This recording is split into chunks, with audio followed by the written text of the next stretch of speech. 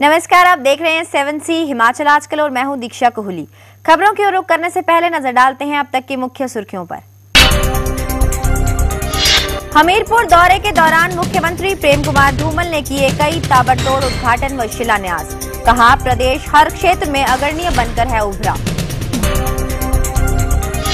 नाहन में बोले प्रदेश भाजपा महामंत्री डॉक्टर राजीव बिंदल। कहा, धूमल सरकार के कार्यकाल में हुआ प्रदेश का एक समान विकास। विकास के मुद्दे पर भाजपा व कांग्रेस आमने सामने। जीएस बाली ने भाजपा पर कांगड़ा के साथ भेदभाव करने का लगाया आरोप। सिरमौर जिले के नाहन विधानसभा क्षेत्र में बहुकोणीय मुकाबला होने के आसार। कांग्रेस भाजपा के अलावा तीसरा मोर्चा मुकाबले को बना सकता है रोचक। और अब खबरें विस्तार से। मुख्यमंत्री प्रेम कुमार धूमल ने मंगलवार को अपने हमीरपुर दौरे के दौरान करोड़ों के उद्घाटन व शिलान्यास किए।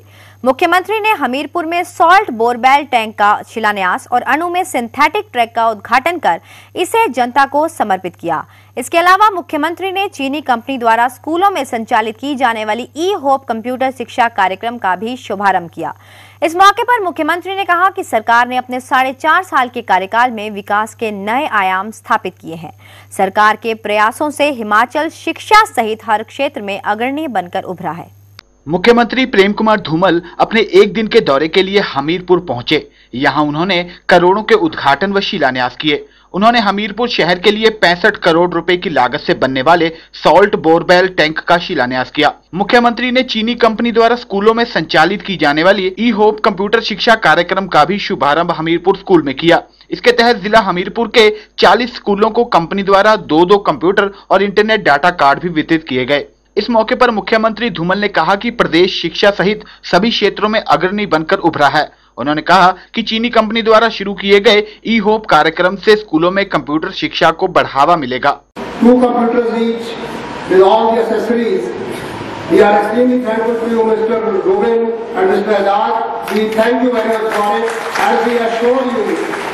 That this investment by your company will go a long way in creating computer engineers in Himachal Pradesh, which is doing very well in e-governance and internet services in the state. मुख्यमंत्री प्रेम कुमार धूमल ने हमीरपुर के अणु में 6 करोड़ 55 लाख की लागत से बनाए गए सिंथेटिक ट्रैक का भी उद्घाटन किया। इस अवसर पर मुख्यमंत्री धूमल ने कहा कि सिंथेटिक ट्रैक बनने से खिलाड़ियों को राष्ट्रीय व अंतर्राष्ट्रीय स्तर की खेल सुविधा प्रदेश में ही मिलने लगेगी। ओलंपिक में रजत पदक जीतने वाले शूटर विजय कुमार के बारे में उन्होंने कहा कि विजय ने प्रदेश का नाम रोशन किया है। उन्होंने कहा कि यदि विजय कुमार को उनकी उपलब्धि के अनुरूप सेना में प्रमोशन नहीं मिलती तो प्रदेश सरकार उन्हें उच्च पद पर तैनात करेगी। इस दौरान मुख्यमंत्री ने हमीरपुर में शूटिंग रेंज की स्थापना करने की भी बात कही। पहले तो हम भारत सरकार से आग्रह करेंगे कि देश के नायक के लिए उनको खुले मन से प्रमोशन देनी चाहिए। एक व्यक्ति ने कांस्य पदक जीता तो खेल मंत्री ने घोषणा कर दी कि उसको आईएएस का रैंक देंगे। तो एक वो जवान हिमाचल प्रदेश का जिसने 4 स्वर्ण पदक कॉमनवेल्थ गेम में जीते, 3 एशियन गेम में जीते और अब पहली बार जब अकाल पड़ा हुआ था मेडल्स का तो सिल्वर मेडल लेके आए, उसको प्रमोशन न देना सरासर अन्याय है।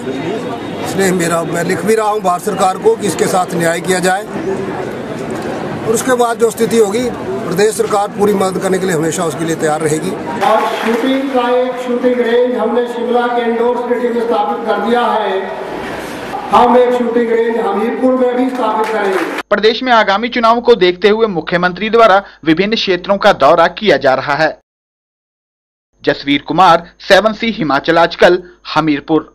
भाजपा के प्रदेश महामंत्री डॉक्टर राजीव बिंदल ने कहा है कि धूमल सरकार ने अपने इस कार्यकाल में पूरे देश में एक समान विकास करवाया है, जबकि केंद्र के यूपीए सरकार ने प्रदेश को कोई सहयोग नहीं दिया।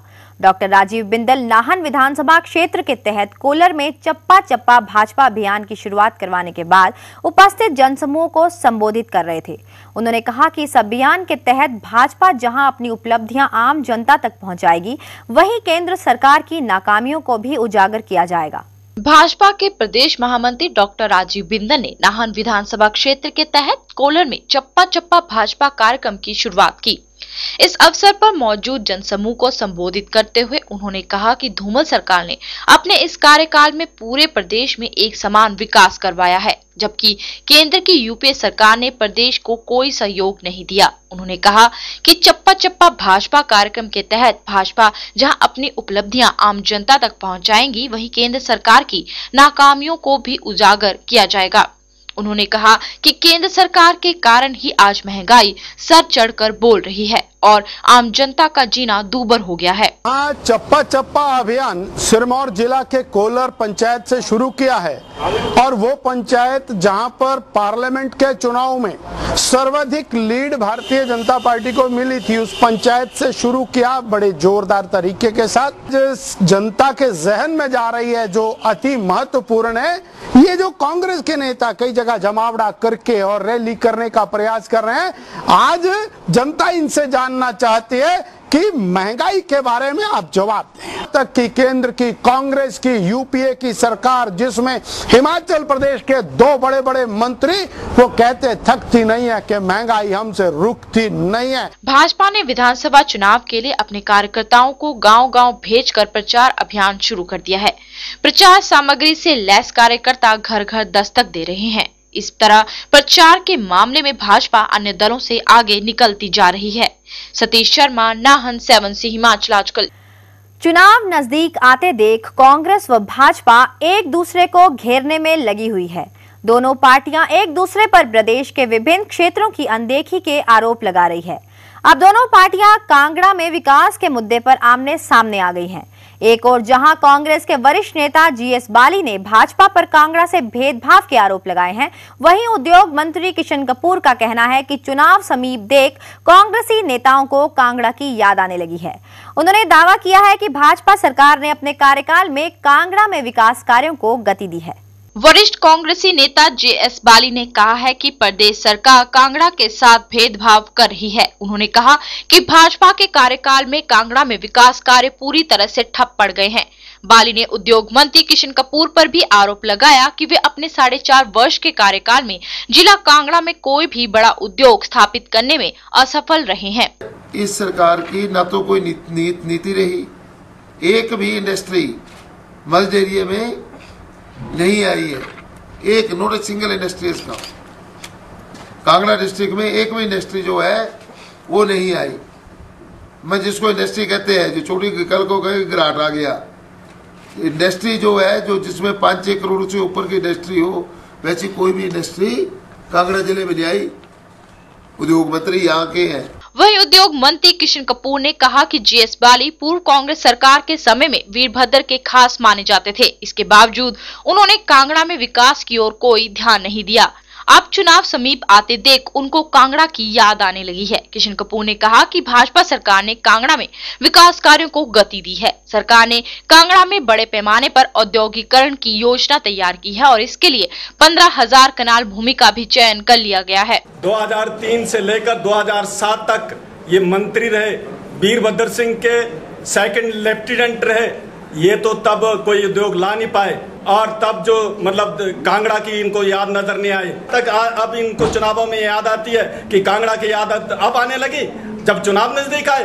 राजनीतिक पार्टियां इन दिनों एक दूसरे पर आरोप प्रत्यारोप लगाने का कोई मौका नहीं छोड़ना चाह रही।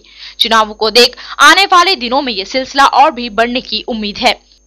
नृपजीत निपी, धर्मशाला 7C हिमाचल आजकल।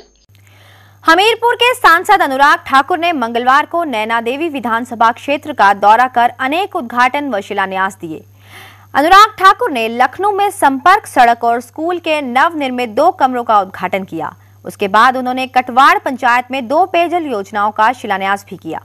सांसद अनुराग ठाकुर ने मंगलवार को नैना देवी विधानसभा क्षेत्र का दौरा कर अनेक उद्घाटन व शिलान्यास किए। इस विधानसभा क्षेत्र में पहुंचने पर लोगों ने सांसद का भव्य स्वागत किया। स्थानीय विधायक रणवीर ठाकुर भी उनके साथ मौजूद थे। इस दौरान अनुराग ठाकुर ने जगह जगह जनसभाओं को भी संबोधित किया, जिसमें उन्होंने लोगों के सामने प्रदेश सरकार की उपलब्धियां गिनवाई। दिल्ली में भी कांग्रेस की सरकार आई, प्रदेश में भी कांग्रेस की सरकार आई, तो जो अटल बिहारी वाजपेयी जी ने धूमल जी के समय औद्योगिक पैकेज हिमाचल प्रदेश को दिया था, जिन उद्योगों के लगने से लगभग 3.25 लाख लोगों को रोजगार मिला,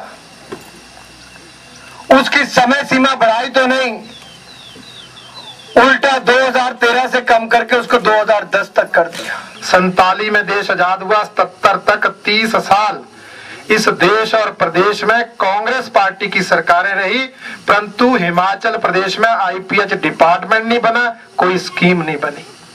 77 में सत्ता परिवर्तन हुआ, जनता पार्टी की सरकार बनी, हमारी पार्टी के नेता शांता कुमार जी मुख्यमंत्री बने, तो हिमाचल प्रदेश में आईपीएच का डिपार्टमेंट बना। उसके बाद हिमाचल प्रदेश में पीने के पानी की स्कीमें बनी।